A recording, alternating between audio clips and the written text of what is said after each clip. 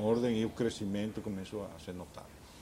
Como se deu e qual foi a emoção e a realização em consequência do seu trabalho, o fato de o senhor ir para uma embaixada de um dos países mais importantes do mundo e moço, mais uma vez moço, galgando um grande posto, ou seja, embaixador no Reino Unido, que o senhor não tinha só a Grã-Bretanha, tinha ali também a Irlanda do Norte, de tantos e até hoje conflitos sérios, mas amenizado agora, porque começa a haver uma compreensão, até dentro da sua tese e da sua fala, o mundo realmente tem que esquecer as armas, né? Sim. Até a Irlanda do Norte já começa a se conformar. Como é que foi a vida deste boliviano num país de tantas tradições como a Inglaterra, lá na Grã-Bretanha? Devo confessar que eu viajei com alguma preocupação, não é fácil. Embora eu tenha vivido na Grã-Bretanha, na época em que meu pai foi adido militar lá, tinha estudado lá, falava o inglês, não tinha problema naquela parte, a responsabilidade do posto de embaixador levava-me a me preocupar.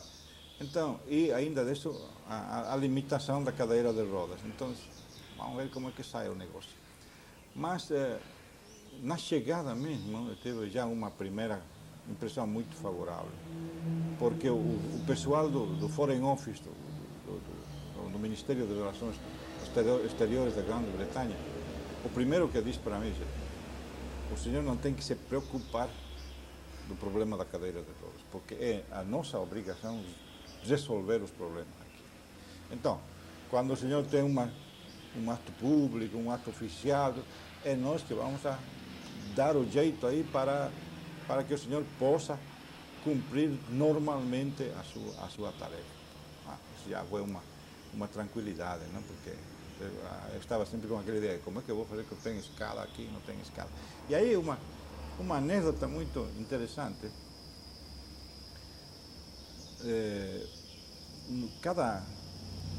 Anualmente a rainha oferece no mês de novembro uma recepção muito grande para o corpo diplomático no Palácio de Buckingham. Aí participa a família toda, a família real toda, né? Que a rainha Mãe, o príncipe Felipe, o príncipe Carlos, a princesa Diana e os outros príncipes e princesas. Então, e vem, o protocolo é interessante aí, porque vem a rainha, fala com o embaixador 3, 4 minutos com cada um deles e vai para o próximo embaixador, que está na ordem de precedência aí. E depois vem um outro membro da família. Ou seja, essa é uma oportunidade que tem o embaixador de conversar com cada um dos membros da família real. E eles, a preparação, então, eles sempre têm alguma coisa que falar com a gente. É muito importante isso. Que eles, o jeito deles é deixar a gente à vontade. Você começa a fazer piadas, inclusive com eles, não? E a dar uma risinha aí. Então, é muito interessante. Mas aí, para mim, o problema era o ingresso para os salões do Palácio de Buckingham. Tem uma escada muito grande, imponente. Então, como é que eu vou fazer aqui?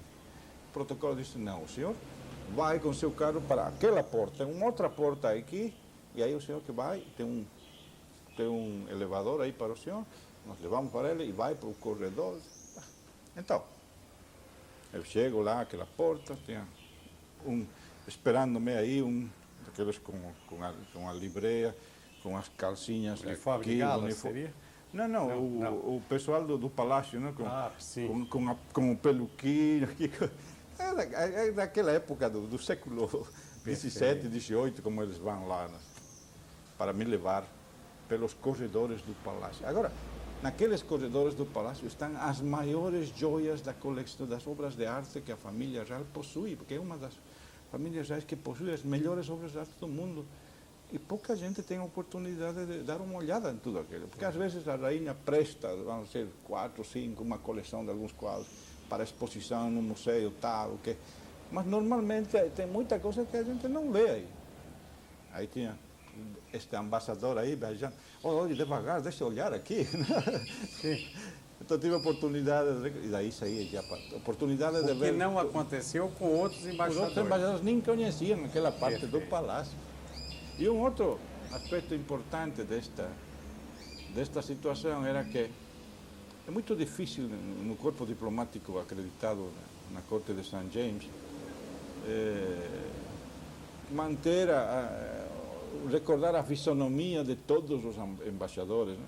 Você tem 150, 160 embaixadores aí e mudando uns 30, 40 por ano.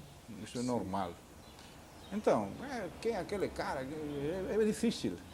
Normalmente, há agrupações regionais. Nós temos o grupo de embaixadores latino-americanos. Então, aquela era a lógica, a nossa agrupação regional.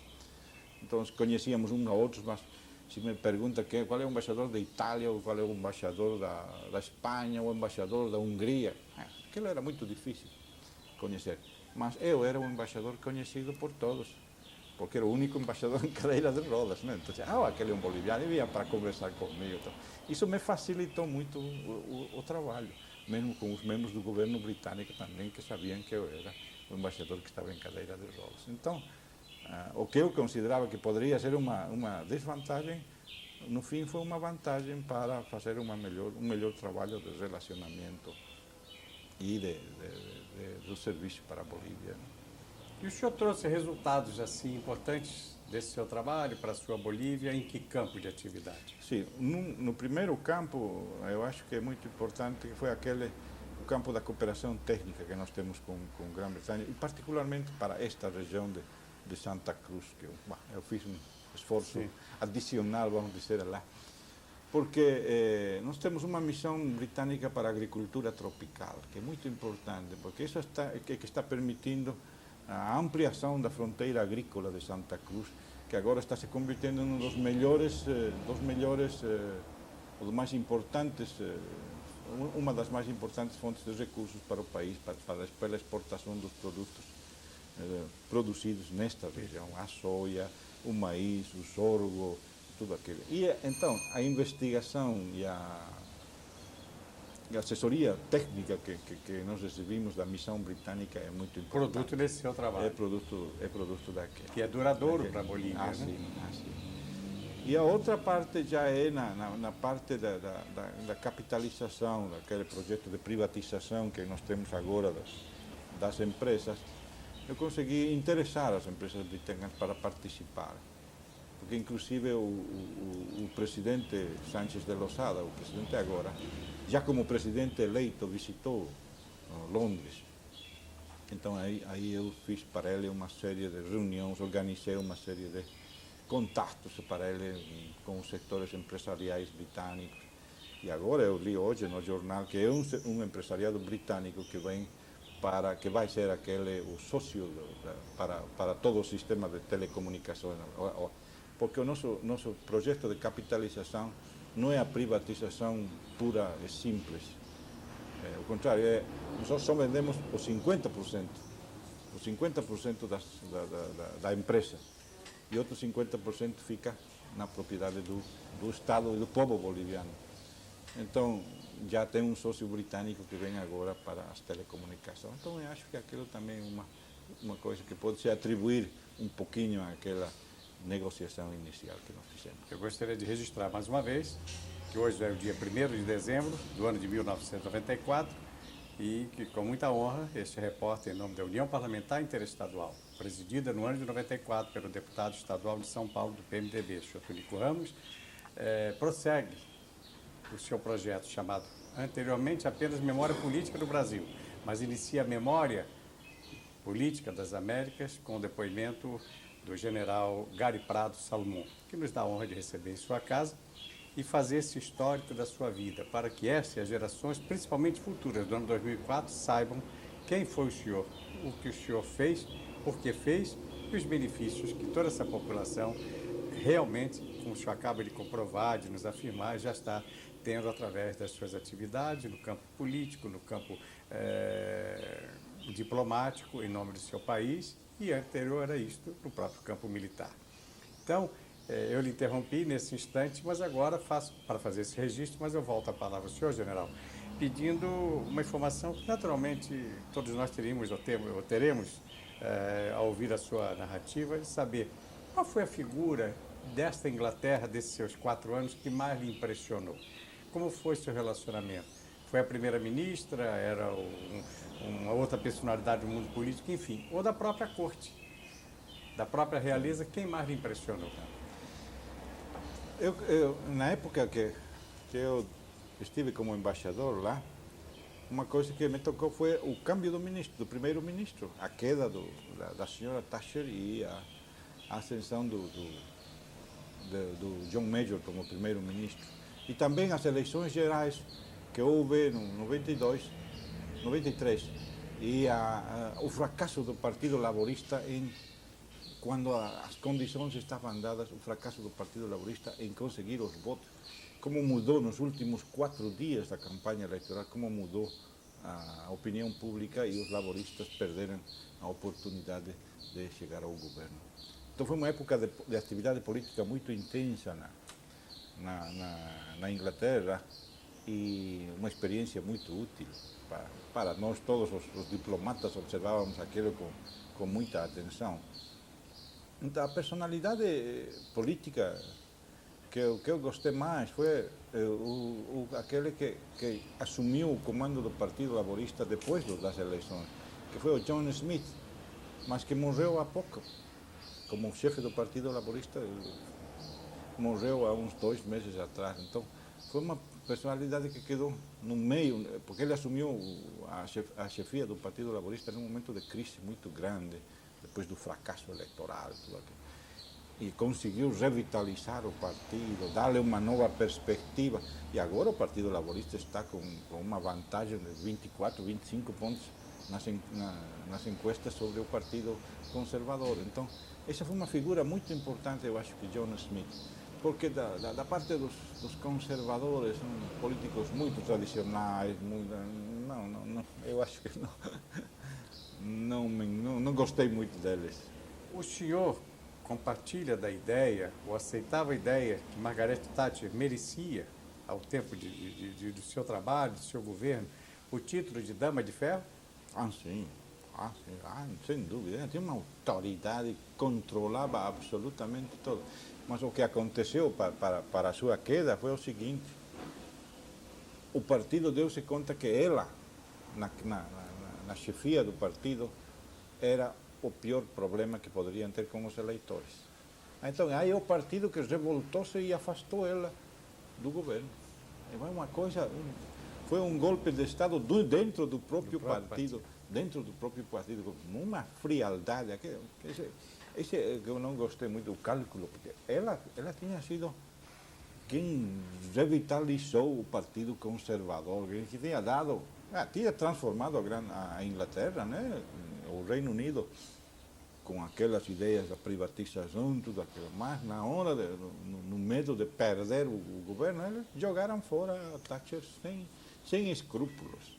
General, aproveitando essa sua inteligência e cultura e esse seu trabalho, seus estudos, a sua vontade de conhecer cada vez mais e aplicar o seu conhecimento mais adiante, acho que é interessante saber se o senhor teve tempo nesses 4 anos de convivência com a cúpula, né, do governo e todos os setores de atividade política, inclusive, do Reino Unido. Sabemos nós que alguns anos passados, alguns dos nossos países desta região do mundo viveram sob o jugo da Inglaterra, né? Nós fomos, em grande parte, todos esses nossos países aqui tiveram a presença muito séria, muito segura, quase que permanente da Inglaterra, e esse desligamento foi muito difícil. O senhor fez algum estudo sobre isso? Como essas figuras ilustres mais antigas da Inglaterra retratavam este domínio sobre essa região do mundo ao tempo que o senhor era embaixador? Eu fiz um estudo lá porque me interessava. 2 coisas que eu tentei achar e fiz uma série de visitas para os arquivos do Foreign Office. Uma era o primeiro embaixador da Bolívia para o Reino Unido, foi uma das figuras mais importantes da nossa história, que é o Marechal Andrés de Santa Cruz. Ele foi o primeiro, vamos dizer, o primeiro presidente boliviano, porque da nossa história, o primeiro presidente foi o libertador Simón Bolívar, que ele era venezuelano. Ele só esteve uns meses, porque ao mesmo tempo era presidente da Venezuela e a Colômbia, que naquela época constituíam a Grande Colômbia, e também ele era presidente do Peru, então não poderia ficar aqui. Então, ele foi embora e deixou para seu segundo, que era o general Sucre, deixou a presidência. E Sucre foi o presidente durante 3 anos, os 3 primeiros anos da vida da República, 1825 para 1828. Sucre foi o nosso primeiro presidente aqui. A República da Bolívia, data de 1825. 25. Mas esses primeiros 3 anos foram uma espécie de organizar o país, começando uma república que estava começando. Sucre fez uma labor muito boa na parte administrativa, mas já começaram a surgir as teses do nacionalismo, né? E ele estava aqui com uma parte do exército colombiano, venezuelano, quase que como uma força de ocupação. Começaram a haver problemas com essas tropas que também desejavam retornar a seu país, ficaram já cansados, não? Depois de 3, 4 anos aqui, a gente queria ir embora. E então chegou um momento em que Sucre decidiu sair, depois de uma revolta das tropas colombianas contra ele. Então, bom, é chegado o momento de ir embora aqui, as tropas vão voltar para o seu país. E eu também vou, porque ele queria se casar e era muito moço, né? 33 anos, Sucre. E levava 10 anos de guerra, não? Então eu disse, chega aqui, eu quero voltar para casa, me casar e viver tranquilo. Então aí é que ele convocou o Congresso Nacional, e o Congresso Nacional elegeu o general Santa Cruz, que era um dos generais que tinha participado na luta, que já tinha sido presidente do Peru, porque na época que não existia a Bolívia ainda, no Peru já estavam na independência e ele foi presidente do Peru, porque a Bolívia era parte o Alto e o Baixo Peru, que constituíam uma só unidade na época da colônia. Então, Mariscal Santa Cruz foi o presidente e ele fez uma coisa muito importante durante o seu governo. Ele governou 10 anos, eleito sucessivamente pelo Congresso, mas ele conseguiu unir Bolívia e o Peru, no que foi chamado a Confederação Peru-Boliviana, que não gostou nem o Chile nem a Argentina, que declararam a guerra para a Confederação, e houve batalhas, uma guerra com a Argentina. Nós ganhamos a guerra com a Argentina em 3 batalhas, aí, Humahuaca, Iruya, Montenegro.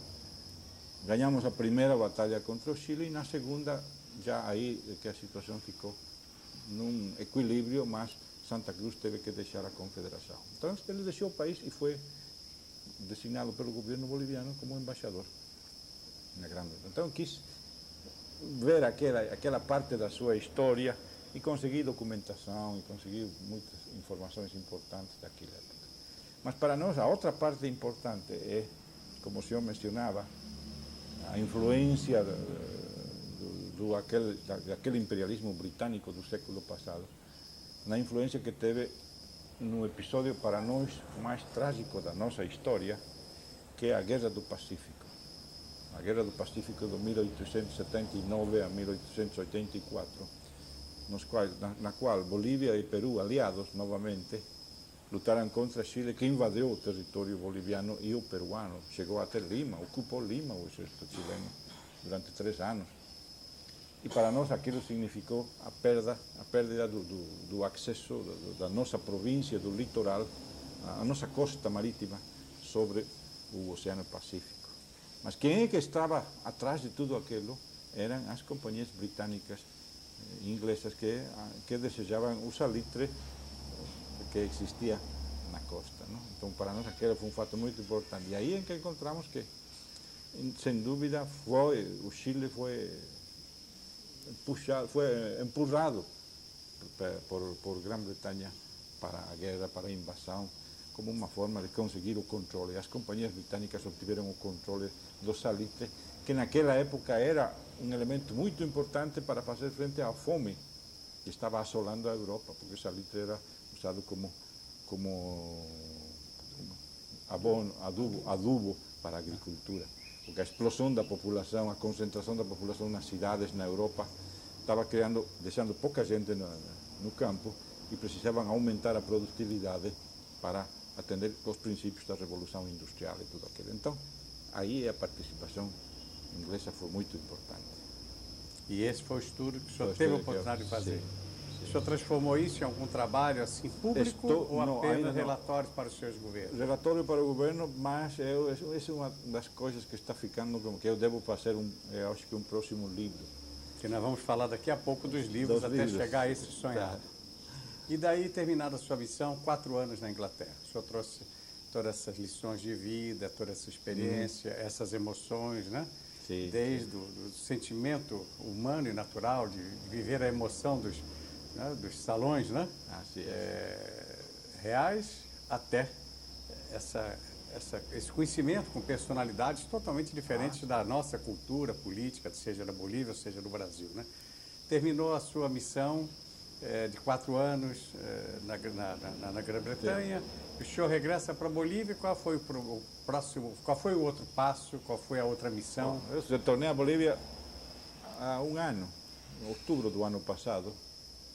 Então aí me reincorporei para a atividade política, não? Nós tínhamos perdido o governo, a eleição, o nosso candidato não conseguiu o primeiro posto. O seu partido é o MIR, Movimento da Esquerda Revolucionária.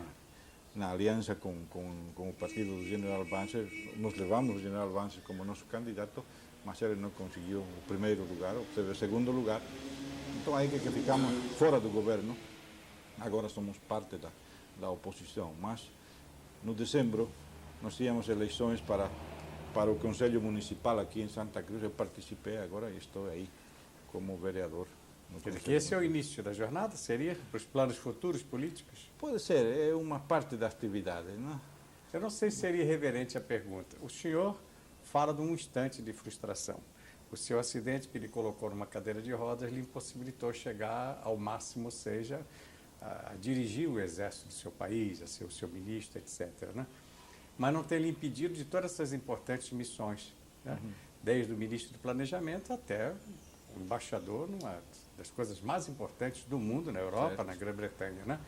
Como também, então, não impede o sonho, ainda moço também, com seus pouco mais de 50 anos de idade, de alcançar a glória maior de um homem público, presidir o seu país.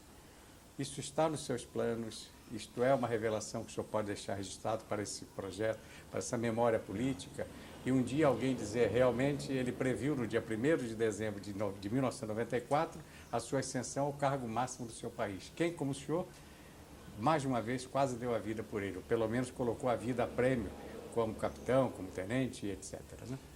Sim, eu devo dizer que eu acho que eu tenho condições. É uma primeira coisa que a gente tem que ser honesta. Eu não vou aspirar a uma coisa que eu não tenho condições para poder fazer. Eu acho que teria condições para cumprir uma boa tarefa na presidência. Essa é uma primeira conclusão. Segundo, eu gostaria, sim, eu gostaria muito de ser o presidente para poder levar adelante os projetos que a gente tem para ser uma realidade, algumas coisas tão importantes e tão urgentes para o país. Agora, as possibilidades reais ainda é muito cedo para dizer se isso será possível ou não. Vamos dizer que no meu partido eu estaria na possibilidade de ser um dos pré-candidatos do partido. Faltam 3 anos para a eleição. 3 anos. Então ainda é um pouco cedo, mas que eu gostaria e que vou trabalhar naquela possibilidade, sim, é verdade. General, aí o senhor chega à sua Bolívia, hoje é vereador na sua cidade, Santa Cruz de la Sierra, coisa que a gente percebe, que o senhor fala assim com muito carinho, muita emoção, né? Com muito orgulho. Né? Afinal de contas, o senhor voltou ao berço, né, do seu nascimento e começa então uma nova caminhada na vida pública, já agora com cargos eletivos, ou seja, aqueles que dependem do voto do povo. Né? Então a pergunta que se faz é a seguinte, que eu gostaria agora de chegar à série dos seus livros, para depois, no final, o senhor falar do provável projeto do futuro, quem sabe o presidente da República da Bolívia. O seu primeiro livro, o senhor disse que começa quando tenente-coronel. Sim, o começo de tenente-coronel. Qual o tema, como foi lançado, por quem ou por quê, e os resultados. Sim. Eu comecei aquele primeiro livro com a ideia de tentar explicar qual tinha sido o papel das Forças Armadas no exercício do poder político e o que tinha acontecido no país ao mesmo tempo, nesse período de 1950 para 1980, até o momento do retorno da democracia formal para o país. Um período de 33, 35 anos, muito agitados na vida do país, na vida política do país. Tinha acontecido muitas coisas e, coincidentemente, aquele era o período que eu tinha iniciado a minha vida militar e até o fim da minha carreira praticamente. Embora eu tenha começado o projeto na época em que eu era tenente-coronel, lá por o ano 77, 78, só consegui concluir aquilo no ano 85, ao mesmo tempo que estava sendo promovido para o general de brigada. Então, o primeiro livro chama-se Poder e Forças Armadas. E é uma análise, é um documento bastante importante de análise da atuação das Forças Armadas no período 1949 para o período 1982. Só na Bolívia, só na Bolívia. Mas necessariamente fazem-se referências à situação internacional, à política internacional e às relações internacionais da Bolívia e dos governos militares daquela época, com os países vizinhos, com os Estados Unidos, aquilo todo. Uma coisa importante deste livro é que agora é um dos textos oficiais nas universidades, e toda aquela é uma referência básica para o período, para o estudo da história da Bolívia. Esse livro constitui um documento muito importante. Ele já tem 3 edições e é um livro considerado muito importante na historiografia militar boliviana, em política e militar da Bolívia. Esse foi o primeiro livro que deu-me muita satisfação. Eu acho que foi importante transmitir para muita gente o ponto de vista militar dos acontecimentos, da história daquela época do país. O segundo livro? O segundo livro foi este daqui, da guerrilha, que eu propositadamente demorei 20 anos em publicar, porque teria sido muito simples, 1 ano, 2 anos depois dos acontecimentos aqueles, fazer um livrinho aí, que era um grande negócio, não? Tem muita gente que fez isso, escreveu qualquer coisa e ganhou muito dinheiro. Mas eu acho que meu propósito não era o ganhar dinheiro, mas o esclarecimento histórico de todos os acontecimentos, estes que foram muito importantes para o país e para a América Latina. Então, eu demorei porque fiz uma investigação muito completa deste livro. E, ademais, consegui o acesso, eu tinha o acesso a todos os documentos oficiais do Exército e a todos os documentos capturados da guerrilha. Então, foi um privilégio, né? Aquele de poder obter todos os reportes, os informes, as ordens, tudo quanto for. Eu tive acesso a toda aquela documentação. É por isso que este livro é A Guerrilha Imolada. A Guerrilha Imolada, modéstia à parte, como nós dizemos, é considerado o melhor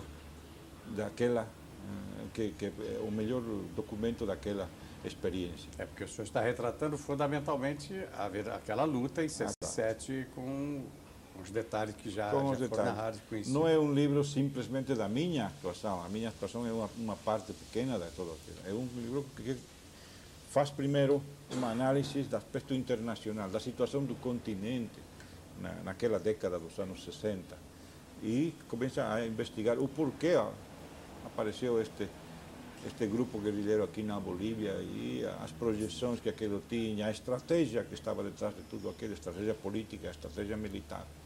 E como é que a Bolívia reagiu frente a tudo aquilo e logo o detalhe das operações.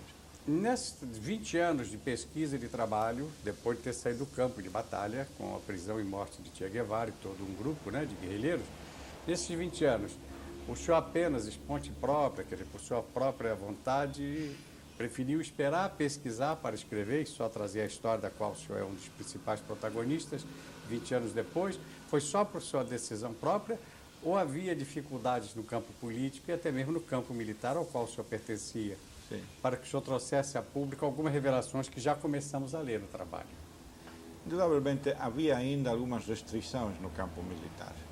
Mas para aquela época que eu já decidi a publicação, eu já era um general, já tinha mais autoridade no interior das Forças Armadas. Então, enquanto que se tentava antes publicar, sempre encontrava na cúpula das Forças Armadas alguma resistência, porque de acordo com as nossas regulações nós temos que receber autorização do Estado-Maior das Forças Armadas para qualquer publicação. Então eu tinha que submeter o meu livro para a aprovação deles. Então, a gente houve censura?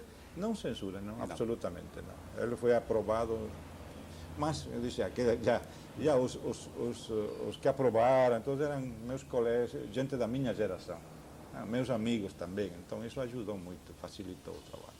Na sua opinião, mesmo pesquisado e analisado 20 anos depois, La Guerrilha Imolada, nós que estamos lhe convidando, e o convite hoje, nesse segundo dia de entrevista, agora já é oficializado pelo presidente da União Parlamentar Interestadual, deputado por São Paulo, deputado Tonico Ramos, nós queremos ter o privilégio de, nas gráficas nossas, na gráfica da revista Momento Legislativo, de no ano que vem, no ano de 95, rodar este livro já agora na versão em português, que foi para nós uma surpresa. Tanta proximidade, tanto relacionamento, e em especial o senhor com os oficiais, jovens oficiais e alguns hoje encarnecidos oficiais brasileiros, sua convivência com a oficialidade brasileira, nos cursos na Escola Superior de Guerra, etc., né? Realmente foi curioso para nós saber que esse livro ainda não havia saído em português.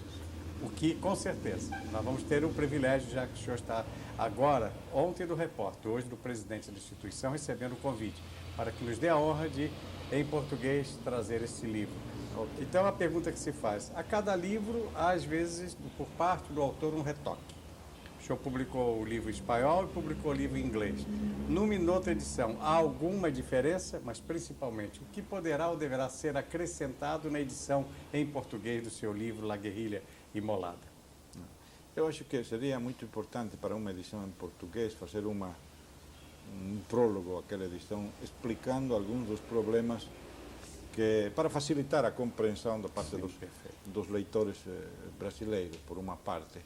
E pela outra, eu acho que, como conversávamos com o senhor, talvez seria muito importante adicionar para o livro um capítulo, um anexo aí com as repercussões daquilo que poderíamos trabalhar juntos nisso. Eu acho que aquilo vai dar uma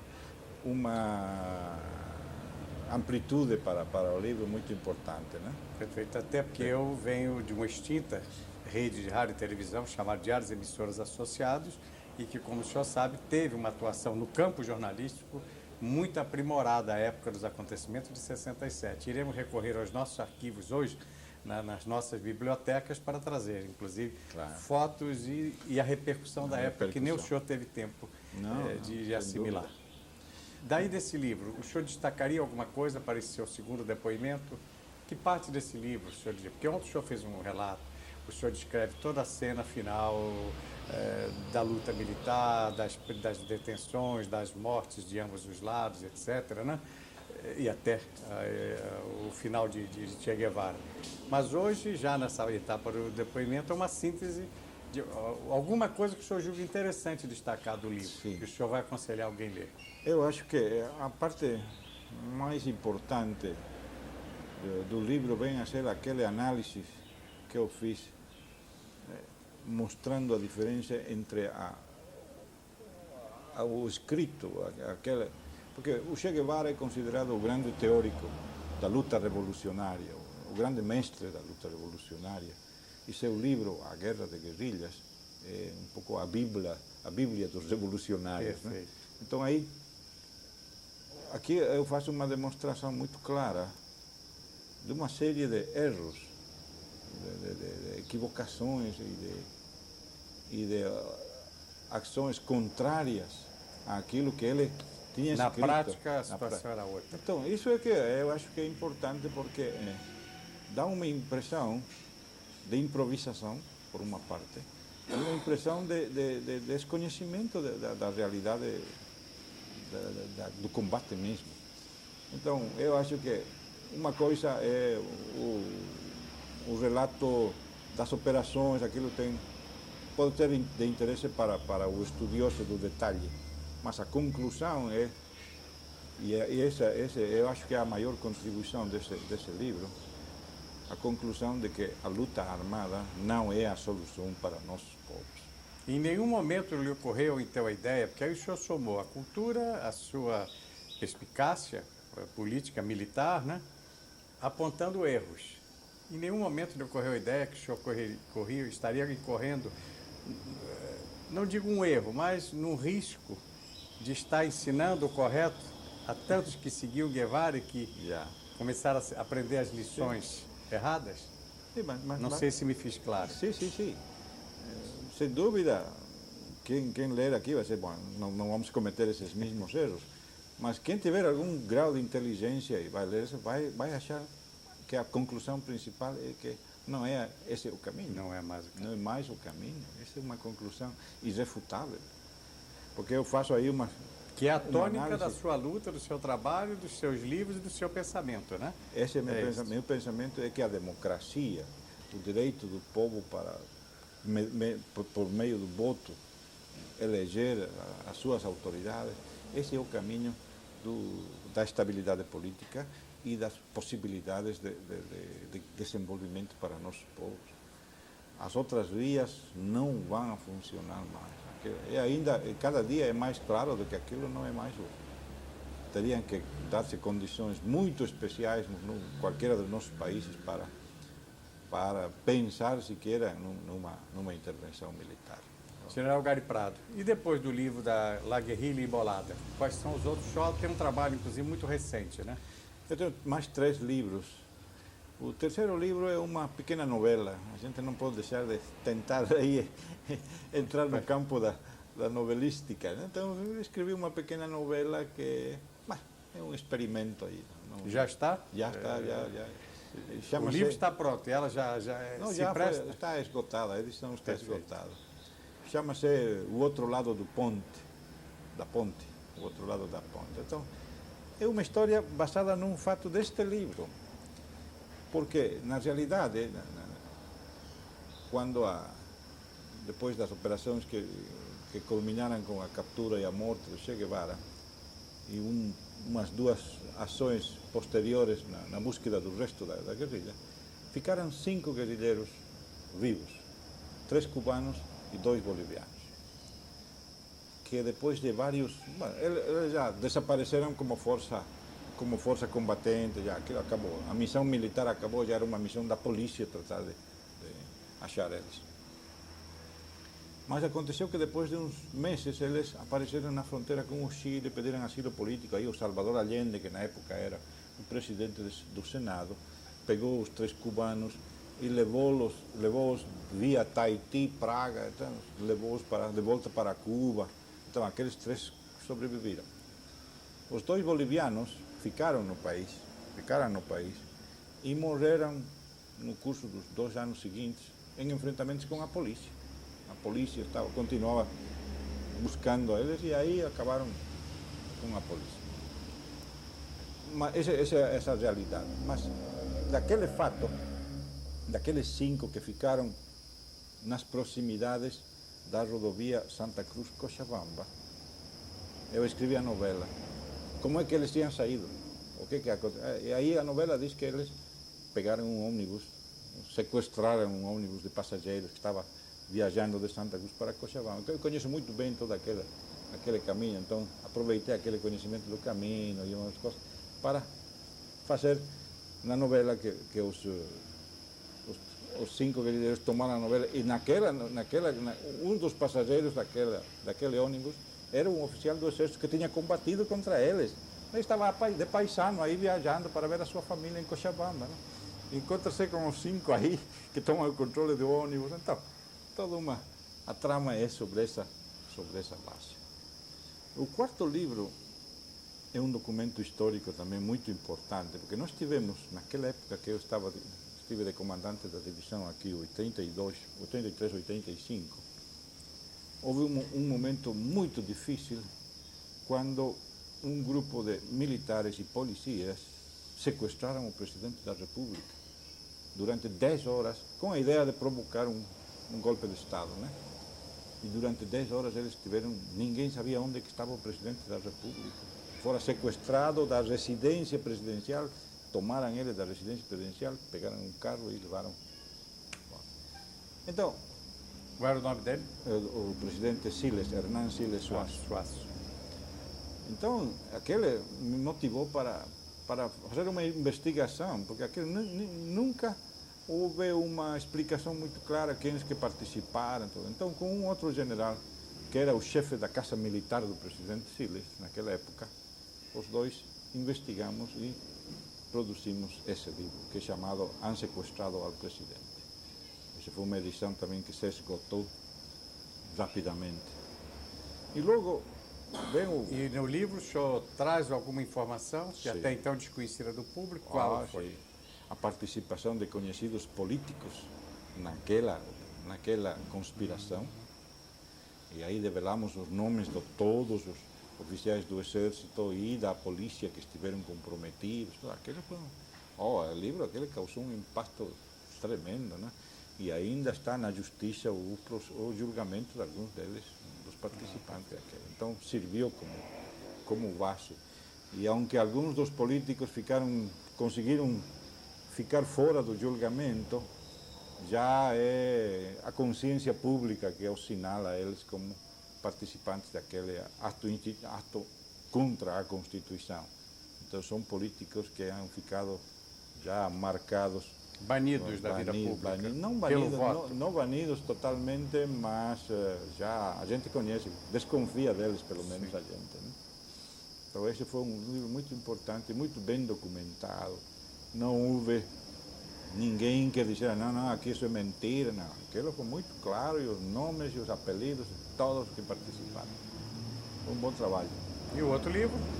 E o último é uma coleção de anedotas da minha vida, desde cadete até general, não? Muitas coisas que têm acontecido, mas eu acho que cada uma delas tem uma ensinança, tem uma experiência aí que vale a pena recordar. E isso tem provocado uma febre no Exército agora, que tem gente das diferentes turmas que diz, vamos juntar a gente, a nossa turma, para tratar de recoletar também aqueles fatos, para contribuir a essa ideia de que essas histórias, essas coisas do Exército, da vida militar, fiquem registradas. Né?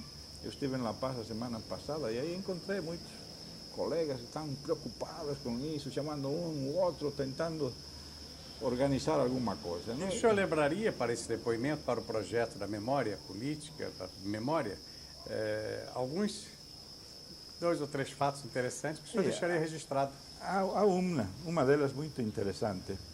O ano 1960, tínhamos eleições naquele ano no país, e o doutor Paz Extensoro, que já tinha sido presidente dos 52 para 56, tentava voltar para a presidência. E aí, como ele se candidatou dentro do seu partido, o MNR, esse partido que agora está no governo, surgiu um outro candidato que disse, esta era a minha vez, não? Você está voltando aqui, é minha vez. E então, como não conseguiu convencê-lo, então ele saiu do partido e formou um outro partido. Levou uma parte do partido, fez a primeira. Quem é esse candidato e que partido é esse? Walter Guevara. Ele fez seu próprio partido, o Partido Revolucionário Autêntico, e se lançou como candidato.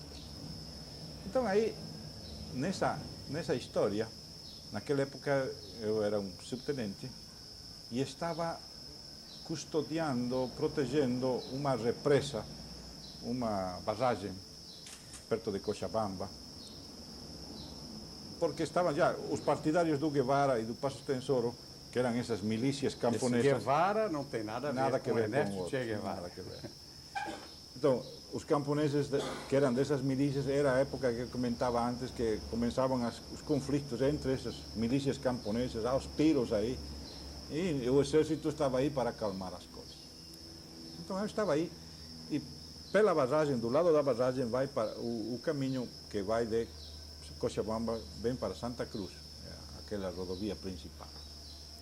Então um dia vem meu chefe aí, meu comandante de batalhão, e me dá um memorando, diz aqui, para garantizar a tranquilidade da área, a partir do momento é proibido o ingresso de políticos para cá. Não tem mais. Mas eu disse, mas estamos num período eleitoral, como é que vamos proibir a atividade política, o ingresso de um dirigente político aqui? Disse, não, é uma ordem da superioridade, as Forças Armadas têm que manter aqui a tranquilidade. Mas, senhor, aqui diz dirigentes, a quem é que se refere? Porque tem dirigentes de todos os níveis, eu posso não conhecer algum. Não, espera aí. O negócio é o seguinte, o Walter Guevara, que era, vamos dizer, da oposição, quer fazer amanhã uma concentração aqui, uma cidadezinha aí chamada Clissa. Ele não deve chegar para Clissa. Essa é a ordem. Ele confessou aí, o chefe para mim. Então, tá bem.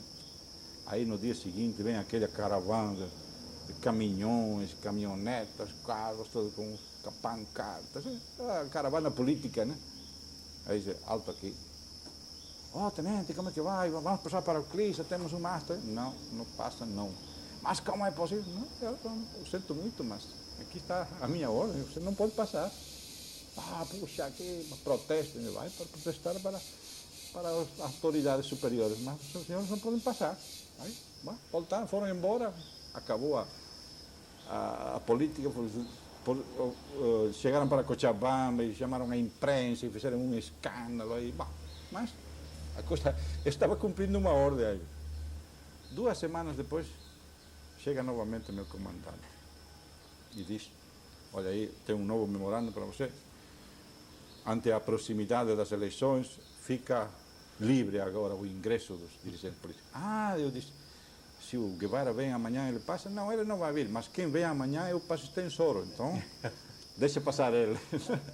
E no dia seguinte, na comitiva do Passo Extensoro, meu comandante estava aí como parte daquela comitiva. Né? Então, essa é a ensinança de como éramos utilizados, né, os militares naquela época no jogo político. Né?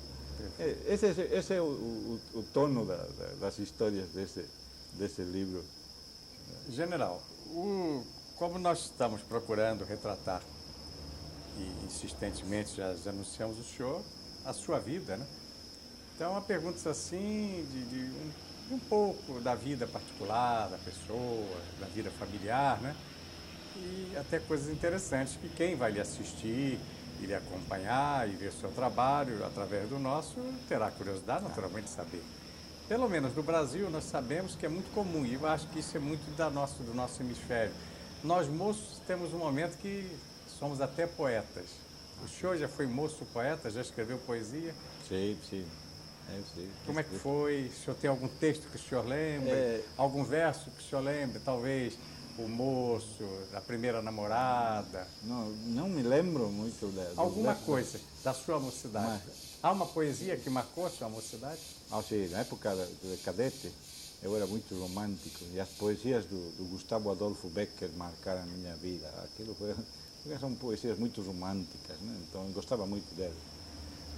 E numa dessas férias de cadete, eu tinha ido para Cochabamba, passei as vacações que nós chamamos lá em Cochabamba, e aí fiquei namorado de uma mocinha, mas um namoramento aí da morte, né? Então eu escrevia para ela cada dia, desde já de volta na academia militar, no 3º ano, e escrevia, e ela também escrevia para mim. E aí, no fim do ano, eu tinha assim um pacote das cartas, mas aí ela teve que viajar para os Estados Unidos e aquilo acabou assim. Mas eu tinha guardado aquelas cartas muito. E quando casei, a minha esposa veio para começamos a arrumar a casa, aí encontrou aquelas cartas, não? Eu disse, o que é isso? Não, são as cartas. E justamente aquilo é a festa de São João, que vocês têm uma festividade aí como é da festa junina? As festas juninas. Sim. E nós temos o costume aqui de fazer um fogo aí. Uma fogueira na linguagem portuguesa. Sim, é uma fogueira. Então, aí que ela jogou as cartas na fogueira, não? Acabou aqui. Que é a poesia do fogo. A poesia e as cartas e tudo aqui. Acabou no fogo. senhor casou há quantos anos? Casei há 33 anos. Quantos filhos o senhor tem? Tenho E já 4, tem netos? 2 filhas, 2 filhos e tenho 4 netos. Dos filhos, alguém seguiu? Tem algum militar? Meu filho, um dos meus filhos foi para a academia militar. Eu acho que foi mais para me contentar do que pela própria vocação dele. Então ele fez o concurso, aprovou e foi para a academia militar. Quando eu já estava na cadeira de rodas, então acho que ele sentiu que era sua obrigação, uma coisa assim. Foi para a academia, mas aos 6 meses eu vi que ele não estava muito satisfeito, não era a sua personalidade, aquela não era a sua vocação. Então falei com ele, fui vê-lo e disse, não fica aqui. Não. Então aí ele deixou a academia, veio aqui para a universidade e agora ele é advogado. E está trabalhando muito bem. A profissão dos demais? Tenho minhas 2 filhas, uma delas é licenciada em Direitos Humanos, em Administração de Recursos Humanos, e a outra é secretária bilíngue, secretária executiva bilíngue. As 2 trabalham. E o mais moço é que está na universidade agora, ele vai ser engenheiro. Quer dizer que da carreira militar, a não ser que algum neto venha dar sequência mais adiante. Tem um neto aí que estou olhando nele muita inclinação para a cadeira. O neto mais velho, que tem 12 anos agora, ele já está com algumas tendências aí para a vida militar. Sim. O senhor é vereador hoje, neste ano de 1994, nessa nossa entrevista que se realiza aqui em sua residência, no dia 1º de dezembro. O senhor já apresentou algum projeto importante? O senhor tem na sua Câmara Municipal, no seu reduto aqui? Que projeto o senhor está pensando para atender bem a sua cidade? Um dos problemas que temos aqui na cidade é o problema da contaminação ambiental, basicamente pelo barulho e pela indisciplina da gente. Então eu já apresentei um projeto aí para controlar aquilo, para dar mais tranquilidade à gente e para ordenar melhor. Agora, uma coisa engraçada nesse Conselho Municipal é que meu irmão mais novo, ele é arquiteto, ele também é vereador, mas ele é o vereador do oficialismo, eu sou o vereador da oposição. Não? Mas estamos aí os dois no Conselho Municipal. Então, a minha irmã, ela é deputada, não? Agora está em La Paz, o Congresso está trabalhando lá. Então, ela também é do oficialismo. Então, a oposição é uma família que tem oficialistas e opositores. Como os amigos, e principalmente os militares, entendem o senhor, um homem de absoluta formação militar, que teve essa importante atuação no combate às guerrilhas, aos movimentos de extrema esquerda, hoje integrar as hostes de um partido de esquerda? De esquerda. Não é um problema, não achei nenhuma... para os militares, e essa é a conclusão que eu cheguei depois de falar com muitos deles, os militares consideram agora, e isso é uma boa coisa, que é muito importante a participação de militares na política, militares já fora do serviço, não? Militares já aposentados na política. O critério é esse, não importa, não interessa se ele está na esquerda, na direita, ele vai continuar sendo um militar, vai continuar com as condições militares. Então, dessa forma nós temos militares que vão ajudar, vão se preocupar pela instituição, para o orçamento nas câmaras, ou para qualquer coisa, vão se preocupar, vão ajudar a instituição. Então, é boa a participação de militares aposentados na política. Esse é o conceito dela. Não importa, não interessa, porque agora já não tem mais aqueles grupos políticos, mesmo se com a denominação de esquerda, não tem mais aqueles grupos políticos extremistas, né?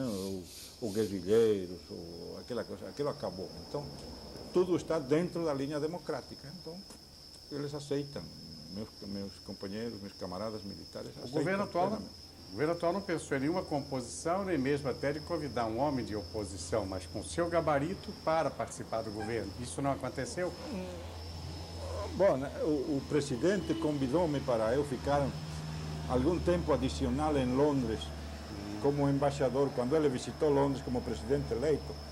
Somos amigos como presidente, eu conheço há muitos anos ele, então temos muita confiança com ele. Então ele me disse, olha, você tem que ficar aqui, vamos dizer, 6 meses, mais um ano, para me dar tempo para organizar bem as coisas e designar um novo embaixador.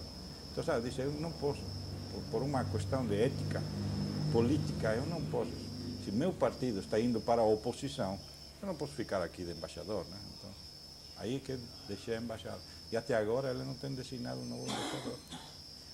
Então, esse é um problema, né? Porque já está ficando muito tempo, mais de um ano, sem embaixador em Londres.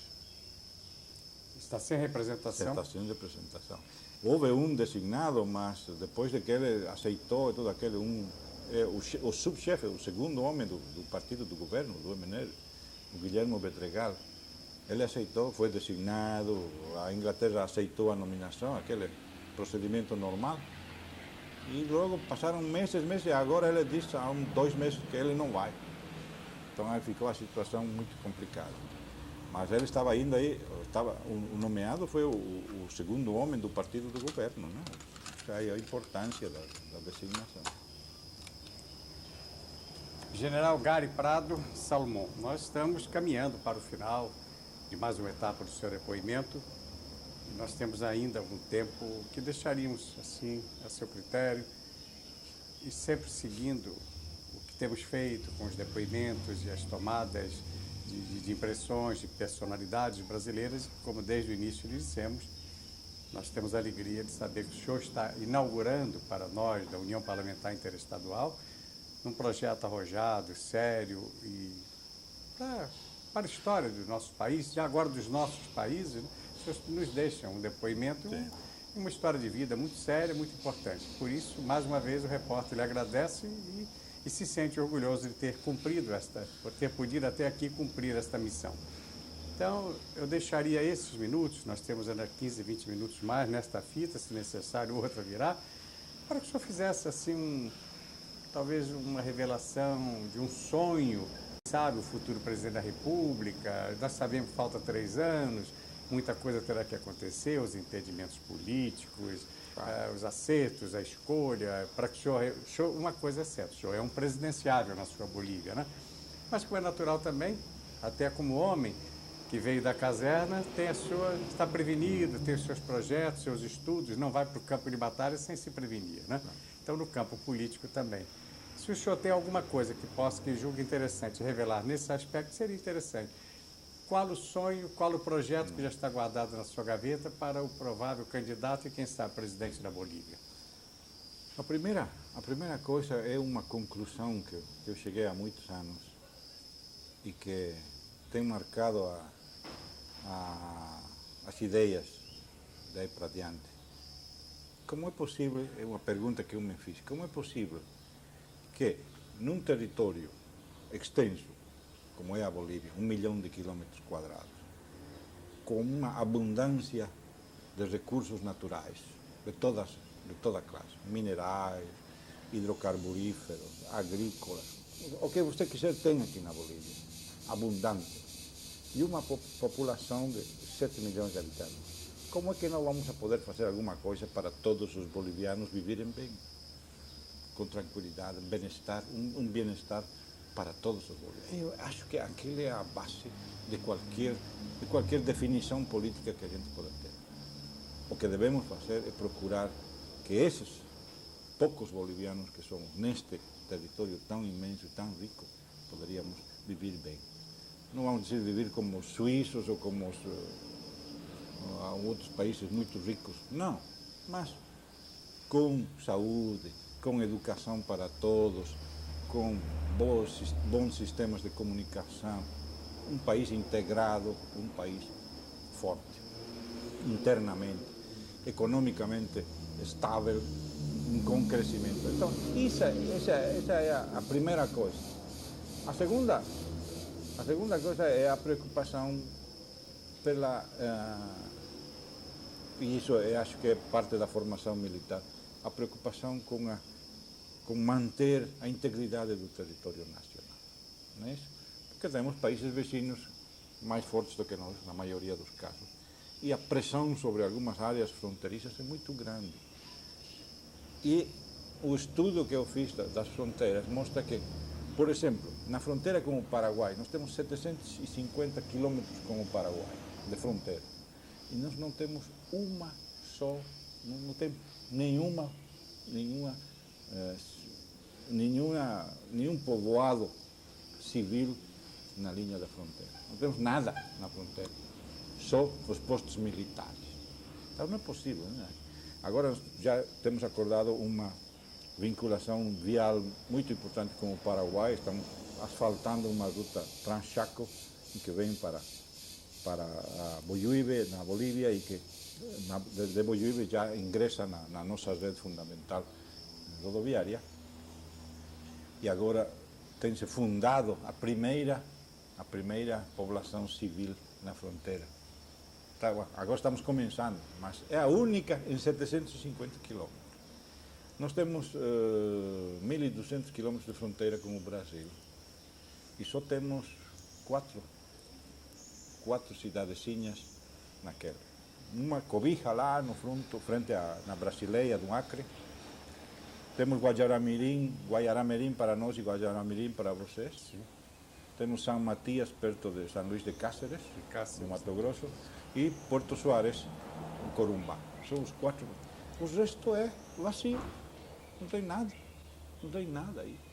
Então, o país precisa povoar aquelas regiões, estabelecer população, porque não é só o controle militar que vai garantizar a extensão territorial. Eu recordo que, após a gravação de ontem, me ocorre a ideia que ainda é oportuno deixar esse registro. O senhor manifestava uma preocupação e até com um tom de tristeza. O problema de uma fonte de renda importante para o campesino, né, para o camponês, para o trabalhador rural daqui da Bolívia, que é o cultivo da coca, né, e a utilização que é feita e a lamentável propaganda desagradável, né, desairosa até, as revelações, etc., em especial com Santa Cruz. Né? E o senhor se preocupa com isso. Então, a pergunta: o cultivo da coca, cujo resultado financeiro para uma grande parcela da sua população campesina, camponesa, é alguma coisa que lhe preocupa? Isso está no seu projeto? Em que termos? A primeira coisa é conseguir da comunidade internacional a aceitação do grau de responsabilidade que ela tem neste problema. Porque se não houver aquela demanda de cocaína no mundo, nós não teríamos problema do cultivo da folha de coca, não é isso? É uma lei básica da economia, não? A demanda é a que gera a produção. Bom, mas então, como é que eles querem que nós resolvamos o problema aqui, na área da pobreza, enquanto lá onde o grande negócio do narcotráfico é feito, não fazem esforço nenhum para verdadeiramente controlar a demanda. Houve há uns anos uma posição muito inteligente e interessante, eu acho, do presidente Reagan, que ele disse: a única forma de cortar, era na época em que eu estive lá em Washington, na junta, por isso que eu me lembro muito daquilo, 88, fins do 87, que ele disse: não, aqui a única forma de controlar é com o chamada tolerância zero. Quer dizer, não vamos aguentar mais ninguém levando 1 grama, 1 grama, 2 gramas aí. De acordo com a lei de cada estado lá, você pode ter 1, 2 ou 5 gramas, e aquilo não é ilegal, porque é para seu consumo e seus direitos pessoais, não sei o que permitem. Então, os traficantes nunca têm mais de as gramas permitidas pela lei no bolso. Então a polícia não pode fazer nada, porque ele está aqui parado na esquina, e isso a gente vê nas ruas, no Washington e outras cidades. O cara parado aí, vem um carro, me vende, tá, 2, 3. Então, quando ele já deixou de ter, vem um garotinho desse tamanho, deixa mais 2 gramas para ele. Então ele nunca está fora da lei, mas está fazendo um negócio na cara que está fazendo, que ele é um narcotraficante, mas a polícia não pode fazer nada. Então o Reagan propôs a tolerância zero, disse: nada, aqui quem tiver 1 miligrama vai preso, vai para a cadeia.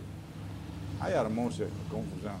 E como era um ano eleitoral, o Reagan ia deixar a presidência, o Bush era o candidato. Então, eu, não, espera aí, isso é muito perigoso para o partido, não tá? E por outra parte, disseram, as cadeias vão ficar cheias de gente, né? O sistema não dá para isso. E aí abandonaram a teoria de tolerância zero. Mas eu acho que, se para nós planteiam, porque nós tivemos um debate muito importante no parlamento a semana passada, que eles planteiam para nós a opção zero, quer dizer, não mais uma planta de coca. Vamos acabar com a coca. Eu acho que, se nós aceitamos uma opção zero, tem que ter a tolerância zero do outro lado. Não é plantar aqui uma exigência e lá não fazer nada. Então, eu acho que a primeira coisa é essa aceitação da comunidade internacional e particularmente dos Estados Unidos, que é o mercado mais grande para a cocaína, dessa realidade, de que eles têm uma responsabilidade, uma corresponsabilidade neste negócio. E então é que vamos poder começar a falar da segunda etapa, que para nós é a substituição, uma política de desenvolvimento alternativo pela substituição das plantações de coca com produtos que tenham o preço e o mercado garantido. É a única forma. A soja me parece que é um dos exemplos. Está indo bem os negócios de soja na Bolívia. Claro, claro que sim. Então, mas aquela região produtora de coca não é boa para a soja. Mas aí você pode ter café, pode ter banana, os cítricos, alguma coisa assim, muitos outros produtos. E esse trabalho está provavelmente na sua sonhada plataforma política de candidato. Essa foi a estratégia do meu partido no governo anterior. Então conseguimos reduzir umas 9.000 hectares de coca com esse processo de substituição para o desenvolvimento alternativo. Então agora, na região do Chapare, que é a região produtora de coca, que nós chamamos a coca excedentária, aquela coca que vai para o narcotráfico, vamos dizer assim, já reduzimos de 45 mil para 36, 35 mil, mais ou menos, as hectares de coca. Então, esse é um procedimento que poderia continuar, mas precisa um apoio econômico, não? Que tem que vir, o país não tem os recursos para isso, tem que ser parte da cooperação internacional. E a outra coisa é o controle que deve haver sobre os produtos químicos utilizados para a produção da cocaína, que a Bolívia não produz, que eles vêm de fora. Que é o éter e etc. Éter, acetona e não sei o quê, tudo isso vem de fora. Então tem que, os países vizinhos particularmente, têm que nos cooperar no controle nas fronteiras para impedir aquilo. Agora, o problema é este também, não? Que está se exercendo muita pressão contra a Bolívia, porque é o país mais fraco, provavelmente. Embora o Peru tem mais de 200.000 hectares de coca. O Peru produz o 50%, mais do 50%, 60% da produção de folha de coca é do Peru. E aí não tem controle, porque é uma área muito complicada, com um sendero luminoso e os terroristas. Aí o controle militar não está conseguindo obter resultados. Agora, Bolívia era o segundo produtor, mas agora fomos desplaçados pela Colômbia, que já tem 80.000 hectares de coca plantadas. Também lá o problema é muito mais dramático, porque lá os grupos guerrilheiros protegem os narcotraficantes, e os narcotraficantes dão dinheiro para a guerrilha. Então, nós não queremos que a Bolívia sofra um processo assim de convulsão social e de violência. Até agora o país está... Esse negócio é ilegal, nós temos a força especial da polícia que opera naquilo, mas não queremos chegar à aparição de grupos subversivos apoiados na guerrilha. Isso é perigoso. General, nós falamos há pouco, e vamos concluir, espero, com uma citação que me parece bem importante. Falamos há pouco do moço, jovem, sonhador e poeta, natural na mocidade de todos nós, né? Pelo menos na nossa cultura, né? Nesse hemisfério. Mas um homem como o senhor, que conhece e viveu o que o senhor viveu, elegeu também no curso da sua vida, militar e civil, alguns ídolos. Na Bolívia, no Brasil, país tão próximo da sua própria formação militar, e pelos países por onde o cumprimento do seu dever, como representante do seu país, o senhor viveu. Então, eu gostaria que o senhor, se possível, fosse para esse final de entrevista elegendo para a memória, para a sua história documentada pela União Parlamentar Interestadual, alguns desses líderes nos campos de atividade que o senhor julgar interessante. Quais são os seus ídolos? Meus ídolos na história da Bolívia são dois militares muito importantes. O primeiro é o general Ballivián, José Ballivián, que foi o quarto presidente da Bolívia. Depois do Marechal Santa Cruz vem ele. Porque ele consolidou a independência do país. Porque até então, nós tínhamos, no 1841, sofremos uma invasão do Peru. E aí o Ballivián, na Batalha de Ingavi, uma batalha clássica, muito importante, derrotou o exército peruano e consolidou a independência da Bolívia como uma nação soberana. Então, eu acho que ele é um homem que tem... E aí, na sua labor administrativa de governo, teve coisas muito boas. Então, para mim, esse do século passado é um homem muito importante. E deste século, eu acho que o general Bush, Germán Bush, foi um outro. Ele foi um herói da Guerra do Chaco. Ele era um homem aqui de Santa Cruz que tinha muitas qualidades e como conhecia o Chaco muito bem, ele realizou operações muito importantes na retaguarda do inimigo, ele incursionava na retaguarda, um verdadeiro herói. E logo foi presidente, uns 5 anos depois, foi o presidente que começou a transformação social no país. Ele foi que se inquietou por essa transformação social que consolidou-se depois, no 52, com a Revolução Nacional. Então, esses dois são homens, para mim, muito importantes na história boliviana e que eu admiro muito eles. Na história do mundo? Na história do mundo, eu gostei sempre, e agora que já fui na Inglaterra, eu admirei muito Winston Churchill. Tinha lido suas obras antes de irem para a Inglaterra, e já vivendo lá e falando com a gente que participou na Segunda Guerra Mundial, que viveu aquela experiência tremenda do bombardeio de Londres e tudo aquilo. A coragem que ele soube compartilhar, soube dar a seu povo para resistir àquela época tão difícil na Inglaterra, quando ficaram sozinhos frente ao poderio alemão. Então, esse é um homem admirável para mim. Ele era um homem muito das qualidades, um líder excepcional, que esteve na hora certa para o país aí, né? E, finalmente, o senhor, um gosto pessoal, o senhor gosta de música, o senhor Sim. era adepto da música popular do seu país, o senhor procurou algum ritmo internacional que lhe agradava, como cidadão comum, ou o senhor vai mais para o campo do clássico? Como é que foi sempre o seu gosto nesse campo? Neste campo, uma coisa é a música nacional, particularmente, é uma coisa rara, porque eu sou do leste, né? Mas eu gosto muito da música do ocidente do país, aquela música meio triste, aquela música dos Andes, eu gosto muito daquela música.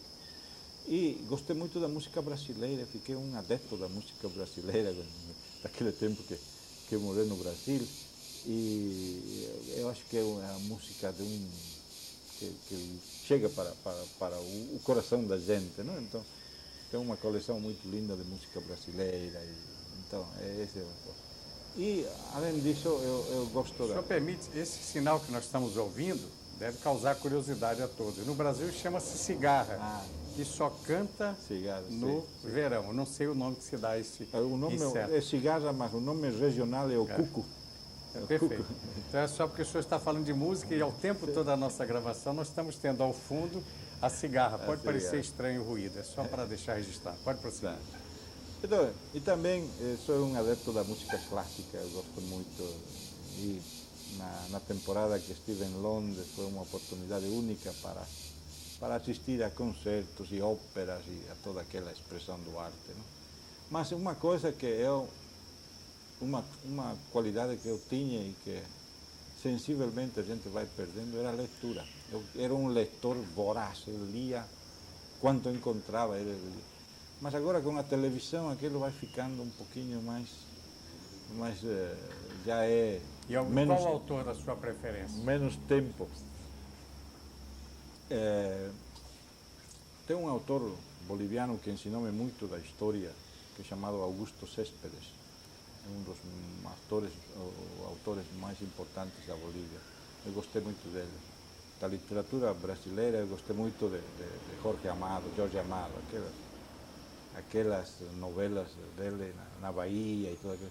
Eu tive a oportunidade de visitar 2 vezes Salvador e a região da Bahia com a escola, então fiquei enamorado daquela área e lembrando sempre o Jorge Amado com todas aquelas coisas que ele escrevia, não? Então, e da literatura universal, eu gosto muito da novela. Eu sou um bom leitor. A novela para mim é uma expressão muito útil para conhecer muita coisa, porque numa forma de distração a gente aprende muito, não é? Tem aquelas novelas históricas, aquelas novelas que vão ensinando a gente ao mesmo tempo de distraindo. É o registro das épocas dos países. Claro, né? Claro. Tem novelas que me marcaram, por exemplo, aquela de Sinué, o egípcio, que a gente lia há 30, 40 anos já. Mas aí está a história toda do Egito, e os costumes e as práticas, tudo aí está. Então a gente aprende muito com aquelas novelas. Daí que um dos meus projetos, que está já bastante encaminhado, é uma grande novela histórica da Bolívia, que já tem uma boa parte escrita, e espero concluí-la nos próximos meses.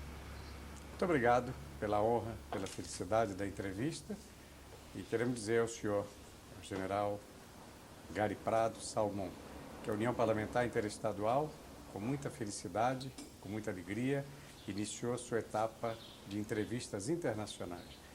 E repetindo o que dissemos durante todo o decorrer dessa entrevista, com muita honestidade e sinceridade, no grau que o senhor merece, na sua casa e perante os seus.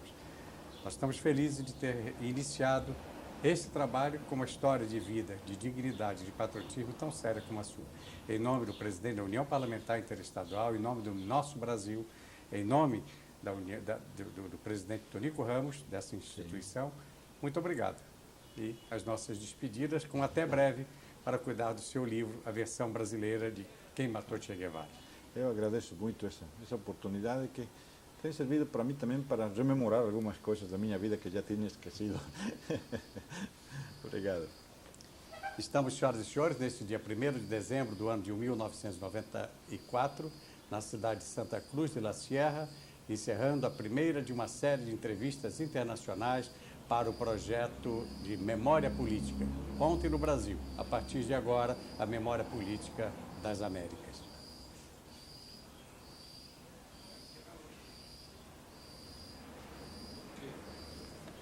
Ok, general. Faltou alguma coisa? Obrigado. O senhor sabe que está dito, é porque assim serve.